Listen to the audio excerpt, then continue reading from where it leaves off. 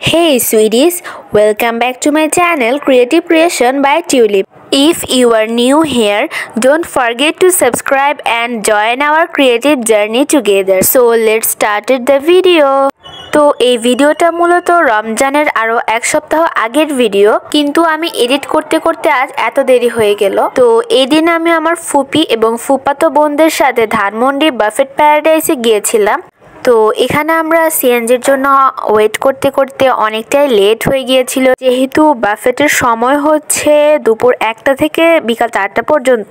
কিন্তু আমাদের যেতে যেতেই প্রায় 2টা বেজে যায়, কেননা ওই দিন রাস্তা আবার অনেক জ্যামও ছিল। যেহেতু পড়ালেখা সহ নানা ব্যস্ততার কারণে আমাদের কোথাও তেমন একটা যাওয়া হয়ে ওঠে না, তাই আজকে যখন বুফেতে গেলাম তখন বেশ ভালোই লাগলো। তো এই যে দেখতেই পাচ্ছ এখানে কি পরিমাণের জ্যাম ছিল। তাছাড়া আজকের ওয়েদারটাও অনেক বেশি সুন্দর ছিল, মানে গরমও না তেমন, আবার তেমন শীতও না, মানে অনেক সুন্দর একটা ওয়েদার ছিল। আর যেহেতু এখন বসন্তকাল ছিল, তো রাস্তার গাছগুলোতে অনেক সুন্দর ফুল ফুটেছিল।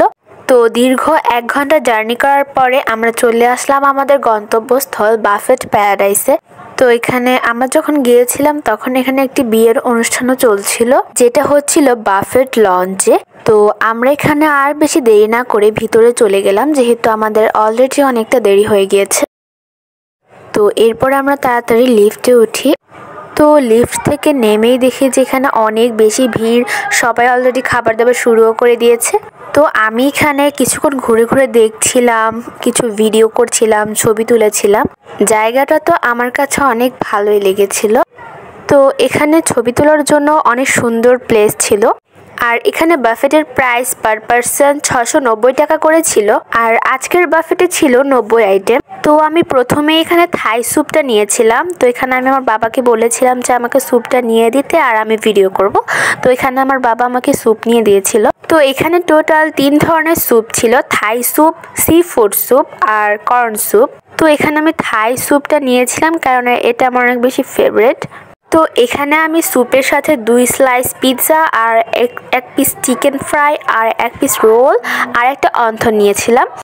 আর এখানে স্যুপের টেস্টটা আমার কাছে আসলে অসাধারণ লেগেছিল। পিৎজার মধ্যে চিজের পরিমাণটা মানে একদমই ছিল না, যার কারণে আমার পিৎজাটা তেমন একটা বেশি ভালো লাগেনি। এখানে তো আমার এতটুকু খেয়েই পেট ভরে গিয়েছিল।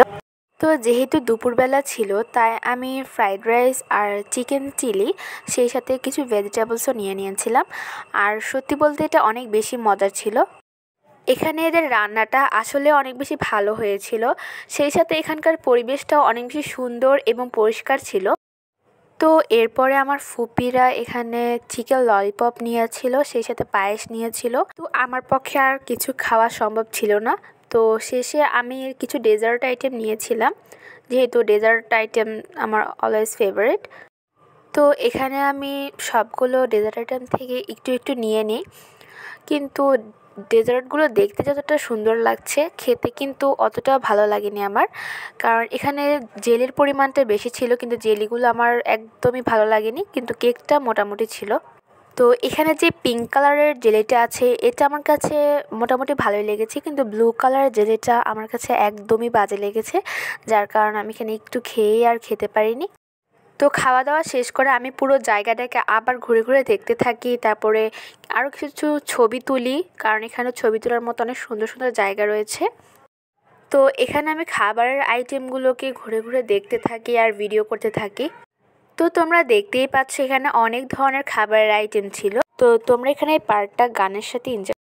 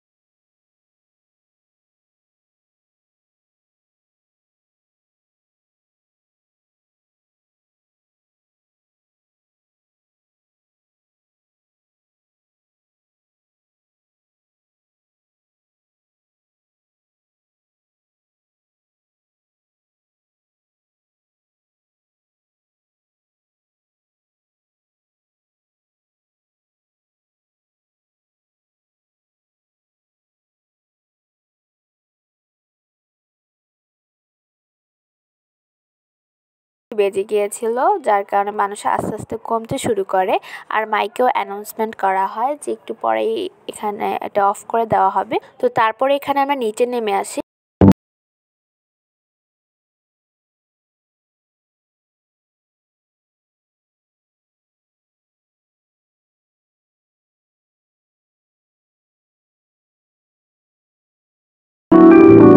তারপরে আমরা এখানে সিএনজির জন্য ওয়েট করছিলাম, আর তারপরে একটা সিএনজি পেয়ে যাই।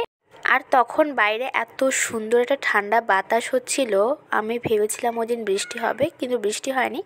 কিন্তু ঠান্ডা বাতাসটা এত বেশি ভালো লেগেছিল আমার, যার কারণে আমার মনটা একদমই ভালো হয়ে গিয়েছিল। তো এখানে আমি আমার ফুফাতো বোনের মেয়ের সাথে কিছুক্ষণ দুষ্টামি করছিলাম। ও কিন্তু মাশাআল্লাহ অনেক কিউট, সেই সাথে অনেক শান্ত ভদ্র।